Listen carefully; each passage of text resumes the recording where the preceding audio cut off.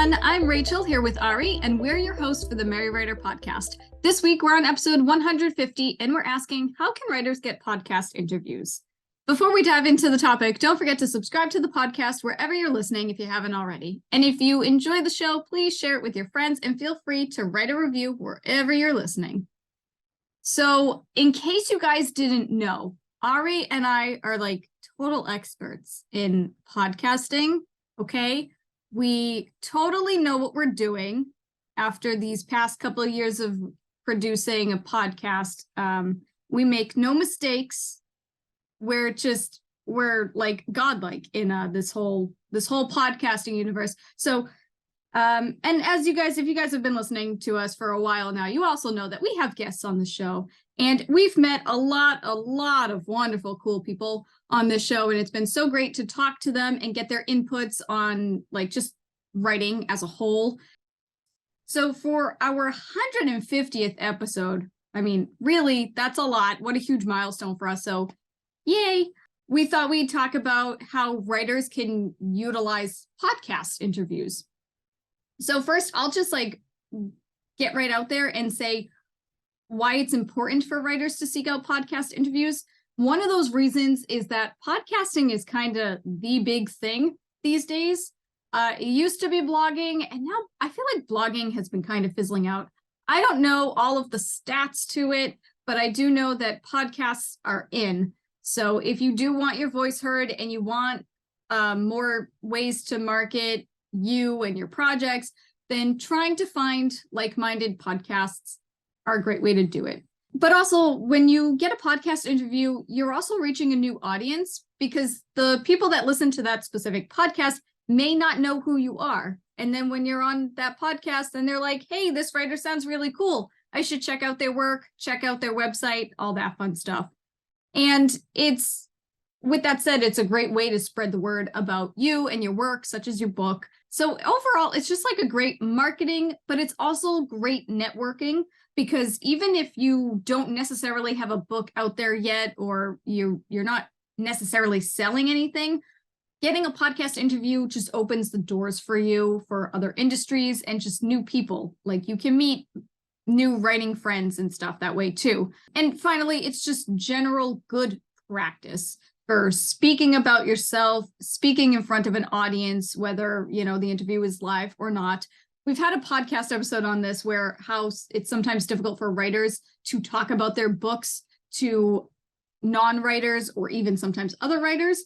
So having a podcast interview is a great way for you to practice like boasting about your own work. I like how you said like podcasts are in, because they are. Blogging has definitely dipped. It does keep having little rises every now and then, and I know vlogging is still a thing, but even that seems to be not as big because like everyone's doing it. So I am still shocked that we jumped on the podcasting trend when it was still mostly fresh, because that's not what we usually do. So yeah, I'm quite impressed with that. Timing for the win. Yay! But yeah, overall, like videos and audio are in right now. Yeah. Nobody wants to read anymore, and yet here we are having a podcast about writing books. Yeah. Look at us. And we both still have our blogs as well. I know, really, yeah. Again, timing is everything. We're just, fingers in lots of pies. That's what we're doing. So with that said, how do you find podcasts? Well, simple. You can search on places like Spotify and Anchor FM and iTunes and Podbean and social media, because people who are on podcasts or who run podcasts are often on social media, and we have a habit of talking about it on social media. So you can look for hashtags. You can go and Google podcast directories. Obviously, you're looking for ones that are specific to you. So if you're a writer, you're looking for writer ones, author ones, book marketing, things like that. If you do that, find a few. Definitely have a few. Don't just pick the first one. Have a few and listen to podcasts within your field of expertise and interest. That is really, really important. And also you need to think about your why. Why do you want to be on your podcast? It can't just be, I want to get my book out there, because I guarantee most people on the podcast are not just going to give you 20, 30, 40 minutes to talk about your book 100%. If they're doing an interview, you might be able to talk about it a bit, but this is not going to be just one big, big advertisement for your book. You have to think about the podcast audience and what you're bringing. It's all that value. It's all that added value. So what can you share on a podcast that's helpful and informative or entertaining? That's what you need to think, especially when you reach out to these podcasts. Having that kind of knowledge of like, right, well, I want to talk about this that's really helpful, or I want to talk about this because it's really entertaining, can make a difference about whether you get on the podcast or not. There are so many podcasts out there. So if you're a fantasy writer, you can find a podcast that specifically talks about fantasy books. But you can also find a podcast that talks about writing in general. You can find a podcast that talks about, how to be a parent and a writer at the same time. If you're a parent, then absolutely you can add value to that. You got to look at different podcasts that are within your field. Basically think about, why you want to be on that podcast and what you want to bring to the table. But you also want to be interested in the subject as well. And maybe this is going to be an unpopular opinion. I don't really know. I'm just thinking of this at the top of my head as I'm speaking. But maybe try to get on a podcast that of like a hobby of yours that may not necessarily have anything to do with your writing. You may find a new audience that way. Like, I mean, if you write cozy murder mysteries, and there's like this knitting aspect, and you actually love knitting in real life, there's probably a knitting podcast out there. And you can go on there and talk about these cool new knitting patterns or these cool new knitting needles that you found. I don't know anything about knitting. I don't know why I use this as an example, so I apologize in advance. But you very well could just talk about knitting, and then when you get the chance at the end of the podcast to pitch yourself, you can talk about how avid of a knitter you are, but you also wrote a book that has knitting as an element, and you could just shoehorn it in. Because I'm sure listeners of that knitting podcast may enjoy reading books too. You never know. But when you do find those podcasts that you want to be interviewed on, how do you connect with the podcasters and get an interview? I'm just going to repeat myself and what Ari said. Listen to the podcast. And don't listen to just one episode. Listen to a handful. Try to listen to the latest episode, maybe an episode from a few months ago. Maybe even their pilot episode, so that you get a feel for how long they've been doing this, and just to see how much that they've grown. And you can really see how much their audience has expanded over the months or years. And after you do that, and you think that you can see yourself being on that podcast, research who the hosts are. What do they do? Determine their audience, check out their websites, check out their social media, because honestly, just like with anything, if you go on their social media and they're making certain comments that you don't agree with, or if they're like too into something that you just don't want to be associated with, then don't reach out. You don't want to be on that podcast because, again, you don't want to be associated with them in any way, shape, or form. But if they do agree with a lot of the things that you think, if they write in a similar genre, or if you just think that their atmosphere is pretty wholesome and comfortable and positive when you listen to their podcast episodes, then yeah, absolutely. There you go. You can probably reach out to them. But you also want to ask yourself, do you think you and the host will be able to carry on a good conversation? You don't want it to be awkward. I mean, sometimes if it's your first podcast, you're going to have awkward moments. And if it's somebody you've never met before, yes, there will be awkward moments. It happens. But you want to make sure that you're able to quickly get out of those awkward moments if need be. And you also want to ask, is your topic unique to the other episodes that they've already done? If you have any topic ideas, that's something else you got to think of. You got to think of topic ideas. Sometimes the podcasters might have ideas for you, but it's also good to have a few ideas in your back pocket just in case. When you do think that you would be a good fit for that podcast, you'll want to check out their website and pages to see if they have a preferred method to contact them. A lot of podcasts have guidelines or FAQs that discuss what is required to be on the podcast. And these places can also include important information like when and how they record, if they have scripts, etc. If they don't and you have questions, you can obviously reach out to them and ask. Finally, you want to be personal yet professional in your pitch. And obviously, feel free to share past podcast interviews you've done, like few topic ideas, as I said, but make sure those topic ideas benefit the podcast audience, and just showcase your expertise on those topic ideas as well. Nobody's a true expert in everything that they do, but if you're like a book publicist, then yeah, you can obviously talk about book marketing, and you can say, oh, I've had clients such as this author, and that author. You never know. It might be useful. But also, like, podcasts are not just here to pitch your books, so don't treat them as a 100% advertisement. If you have a topic idea and you want to talk about your book, and you can talk about the process you went through in writing that book, but you still need to make it relatable to the audience and even the podcasters themselves, because remember, they're still learning stuff too.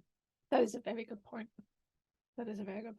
I've listened to podcasts where it's actually been about the author's new book coming out, but the questions have all been about like how they got the idea, how they developed it, blah blah blah. And then you often, every now and then, you'll read something or hear something where it literally just sounds like one giant advert, and it doesn't give you anything, and you just think, I don't want to listen to that anymore. Yeah, I mean, unless you're super, super interested and you're like really in that niche audience, then yeah, you might be interested in it. I mean, there's someone is gonna like it at some point, but for the most part, you want to like give as much value as possible to the audience. And it's tricky too, because you don't know the podcast audience, but the people who know their audience are the podcasters themselves. And that's why it's another good reason to research the podcasters and get a couple of different topic ideas. So that way you can say, hey, I was thinking about discussing this, this, and this. Which topic do you think would your listeners value the most? And there you go. You shoehorned your way in. That's it. That helps, because sometimes it can be hard to come up with a topic. I mean, we're on 150, and we do actually have a lot more topics ready, but it's not always easy especially on the top of your head for a podcaster to suddenly have to come up with ideas for guests. Obviously, we try, but any guest who comes with topics, that's always so appreciated. And even if we've already, even if the podcast has already had those sorts of topics on, everyone can do a twist of their own in those kind of, about those topics. So it's not even like, oh, I want to talk about fantasy writing, but they've already done it. It's like, it's okay. There'll definitely be another way you could add something more unique to it, because you're unique in your own way. So yeah, just a thought. Well, yeah, that's the other thing, actually. You got to keep in mind that the podcasters don't know who you are either. So, I mean, as of recording this, I don't think the Merry Writer podcast has an episode on poetry, for example. So we could get like poets, and Ari and I know nothing about poetry. So we may have people come in and say, hey, I'm a poet. I would like to talk about, the different types of poems and the themes behind them and the process of writing a poem and blah, blah, blah, all those things. And I mean, yeah, to the podcasters, if it's something new, then yeah, they'll most likely definitely want to hear from you. Okay, with that being said, what do you do if you are accepted to be on the podcast? There's a few things you should always do. You should test your equipment beforehand. That is your mic, your headset. If the podcast is being done on Zoom or Skype, make sure they work. Make sure you have your login details.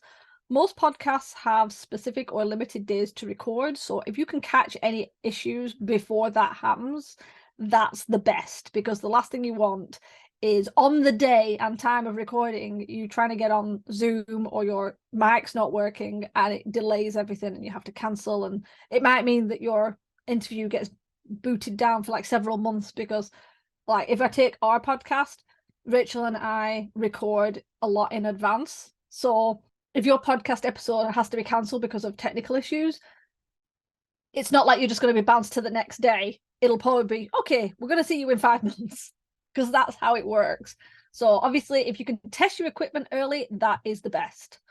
Next one, pretty obvious, but we do like to remind people, ensure you have a quiet space reserved for the day and time of your interview. Most mics are pretty sensitive and they will pick up background noises, so make sure you're in a space where you're not going to get disturbed or interrupted and there's not like noises in the background. It's quite distracting. To add to that, make sure your phone is off, not silent, not anything like that, off, seriously. And I say that as someone whose phone is also often like silent, and then the alarm still manages to sound. So yeah, don't do that. Make sure your computer notifications have been silenced. Anything like that. All the extra noises that get created just means more editing for the podcaster. We don't like excessive editing, so don't do it. You want to make notes so you don't forget anything. Sorry, you want to make notes so you don't forget to share anything. So it's recommended to have a bio and your credentials ready to pitch to the audience at the end. Most podcasters will have a section at the end of an interview or an episode where the guest can talk about themselves.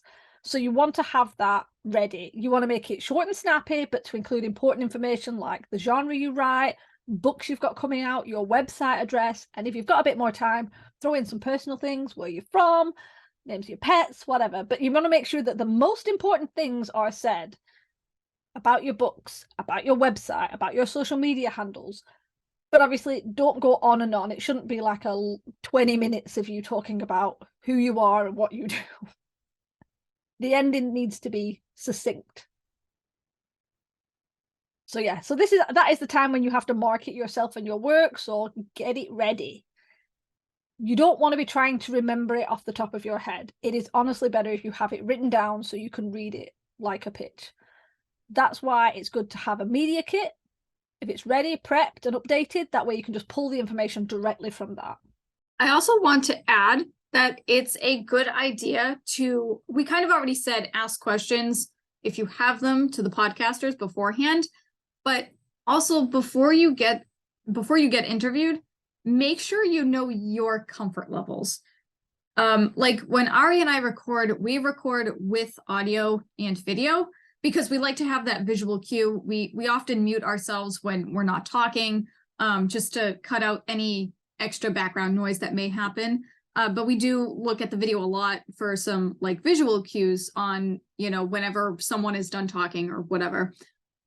But also there are some people who are not comfortable being on camera. And we don't share the video when we actually upload our episodes. We just use the audio portion. But even though the video doesn't get used in the scheduling, some people just aren't comfortable being on camera in the first place.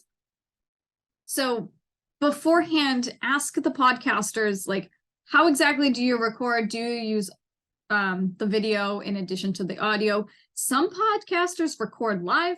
Some people record through the phone, like just a normal phone call, like no video, nothing. So yeah, just make sure you know what you're getting into before you actually do anything. But yeah, definitely test your equipment. Ari and I, we normally get together like a good half hour before meeting a guest. And that's usually when all the technical issues happen. So we have at least a good half hour to figure out what is going on and Google what's happening and attempt to put both our brains together and figure it out. Obviously, it's kind of hard to connect with a couple of podcasters if you're the one having the technical difficulties, because there's really not much we can do. And, yeah, it's tricky. I mean, it's going to happen. But actually, that's something I want to add. Try to have a backup day. Because as Ari said, people record their podcast episodes months and months in advance. So if an episode can't be used, or if it somehow gets deleted, like if the computer glitches and you got to record everything, it's going to take a while for like to set up to configure everybody's schedules again. But it's always a good idea to have like a backup date, because also in case something goes wrong before the recording, at least you can tell the podcasters, oh, something came up, I'm sick, or my kid is sick, I actually can't meet our interview date. And it's just good to have like, a rainy day date just tucked away, just in case. Actually, can I just throw in, if you contact a podcaster and you arrange, you're accepted and you arrange it and then you're booked in, and then for some reason you can't make it or you forget. It happens. We're all human. Please don't ghost them. It has happened in the past. You know, if you have been agreed to come on to anyone's podcast, it's like, you know, you might forget. It happens to people. You might have got sick. You might have had technical problems. You might have not been able to contact them. Usually the podcaster will give you an email. Even if it's like a week later and you go, oh my God, I totally forgot. Please reach out and let them know. It's just politer to do that than just to vanish off the face of the earth as if you've been taken by aliens. Just wanted to say that. No, that's actually a really good point, because that has happened to us before. And it's difficult because with the different time zones and everything, I think a lot of people don't realize the amount of work and just the process of booking people onto the podcast. Like, people don't realize the behind the scenes of it all. And Ari and I, using us for an example, because that's what I know, we're 5 hours apart. So when we have a guest that is in a third time zone, it's really, really difficult to configure everybody's schedules and find a time and day that works for everyone. And we also block out that time for you that could be meant for another guest if for some reason you can't make it anymore. So yeah, definitely, please reach out. It helps. It helps a lot. So with that said, I just want to end this on a few quick tips. Just remember that the interview is not all about you. Yes, you are the spotlight, but it's not 100% about you. It sounds redundant, but value to the listeners should always come first. And also, it's a conversation. It's not like a job interview. It shouldn't be stressful. It shouldn't be like serious. It's a conversation among like-minded people. So when you're talking, give the hosts time to reply to your comments. Really think about what they have to say too, and comment back. I know we mentioned, you know, have some notes and stuff, but don't always read from your notes. If you say something and the hosts comment on it, don't just go right into your next point. And also, when the interview is over, shoot the podcaster a quick email, say thank you, ask if there's anything else that they need from you. A lot of podcasts have comments, so check back on the episode periodically, and if there are any comments, feel free to respond to those comments. I mean, spark conversations with the audience as well. And also, big thing, share the podcast episode when it comes out. Otherwise, no one's going to really see it. The podcasters share it on their websites and the social media and all that fun stuff. But you also need to reach your own audience as well. You probably have people in your own audience that may or may not listen to podcasts, but they may have not heard about the podcast that you interviewed for. So yeah, it's all one big circle. We're all supposed to be helping each other out here. And just finally, just give it a try. We know we've talked about like how intimidating it can be, and sometimes it's awkward, especially if you've never been on a podcast before, but it is supposed to be a pleasant experience. It's supposed to be fun. It's supposed to help you make connections and find like-minded people. And even if you are nervous about doing it, just do it. The first one's going to be tough, but once you get an idea of how it works, it'll get easier and easier. But it's also just a great way to build your confidence and draw more readers to your work. So don't let the fear hold you back from trying something new. You might end up enjoying it, and, who knows, maybe you'll even decide to start a podcast for yourself. You never know. Just on that point, me and Rachel have really bad anxiety, and we still managed to start this podcast. And we were awful. You listen to the earlier ones, it was awful. We didn't know what we were doing. We were struggled when we spoke. And now, and also when you're editing and you're listening to your voice, it's the worst thing in the world. Now I can listen to my voice and it's still annoying because, but it doesn't bother me as much. So yeah, if we manage to get through our fear and started a podcast and we're talking to all these different people, then yeah, you can push past that little bit of fear and go on a podcast to talk about some stuff you're really interested in. Definitely. If you don't believe us, go listen to our earlier episodes. They're hilarious. Oh God, please don't. Oh no, please do. And comment on them while you're at it. Even if you just comment LOL, we'll know who you are. But anyway, with all of that said, I hope those tips helped you if you're thinking about interviewing for a podcast, or even if you have interviewed for podcasts before and, maybe we gave you some tips that you didn't think about.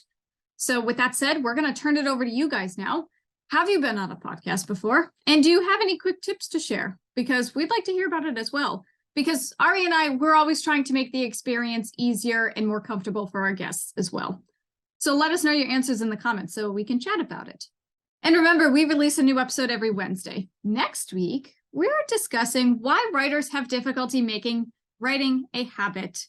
So to ensure you don't miss it, hit the subscribe button on your way out, please and thank you. And as always, thank you for listening to the Merry Writer Podcast, and we'll see you next week. This podcast is brought to you by Writing Distractions. We're stalling on our whips. Music titled Inspired is by Kevin MacLeod, licensed under Creative Commons 4.0.